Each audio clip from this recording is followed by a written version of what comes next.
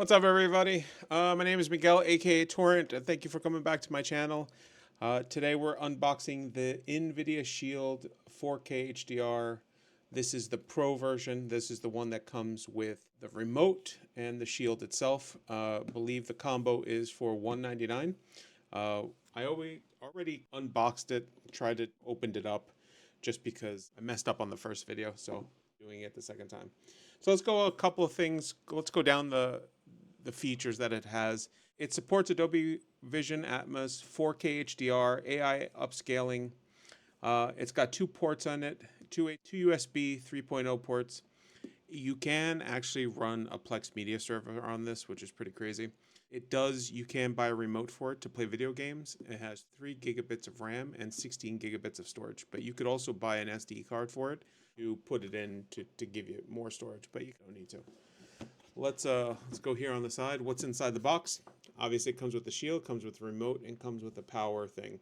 It's come with a pretty, well, I'm not too sure about this processor, but I'm going to talk to you more about what the NVIDIA Shield can do.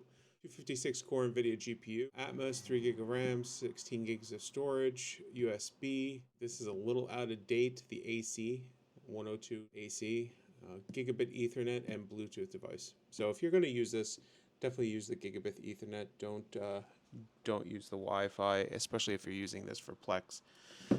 So let's open this up and take a look what's inside here. All right, this is looking sexy. I hope it comes across on the channel or on the camera pretty good. So very nice, sleek design, very small. This green part over here does light up, which makes it look really nice. It has a nice feel to it. Let's put that aside right there. And it comes with a remote. This remote is pretty good. So just to give you some insight, I have 3 of these NVIDIA Shields throughout the house. We needed another one for another room, so I just bought this one personally. The remote is pretty good. It takes 2 AAA batteries. I'd prefer if it was a rechargeable remote. That would be a whole lot better. So let's take this out. And then you have the power brick and some paperwork. Nothing too crazy. Now, a couple things about this. So let's talk a little bit about the NVIDIA Shield. So I run a Plex media server in my house. I have tried all sorts of different types of devices. I've tried Apple TV, I've tried Roku's, I've tried the Amazon ones. I've tried every single one of them. And I have to tell you that when you pair up an NVIDIA Shield with Plex, it is pretty amazing. There's nothing better, to tell you the truth.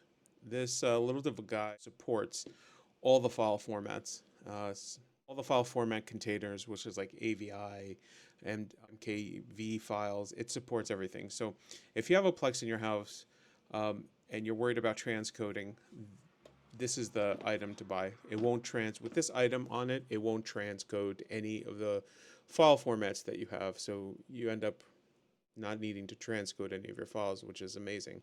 Other than that, it is super fast, especially if you're paired with a good Plex server. The menus are super fast. They're not clunky. The only downside I have to this is that in the menu, there's a lot of ads in the menu, which you can't get rid of, but it's something you get used to, unfortunately. One of the downsides is that this hasn't been refreshed, I believe, in 6 years now. NVIDIA hasn't come out with a new one. I think the last one that it came up with was 2018, and this is the 2018 model. There is a different model that looks like the remote, which was cylindrical. That is okay. I have one of those. That's not too bad. This one is still, I believe this one is more powerful. If not, I believe this one is more powerful, to tell you the truth. Anyway, I highly recommend this item. I have 4 or 5 of them of myself in the house, and I wouldn't pick anything else, especially paired with a Plex server and anything, watching Netflix and the ease of the menus and how fast they go. So I know this is a very simple unboxing. There's not too much to this device. I'll get into a teardown. I actually get in and do a second video on this if you guys are interested, to actually see how it goes, to see how it performs on TV.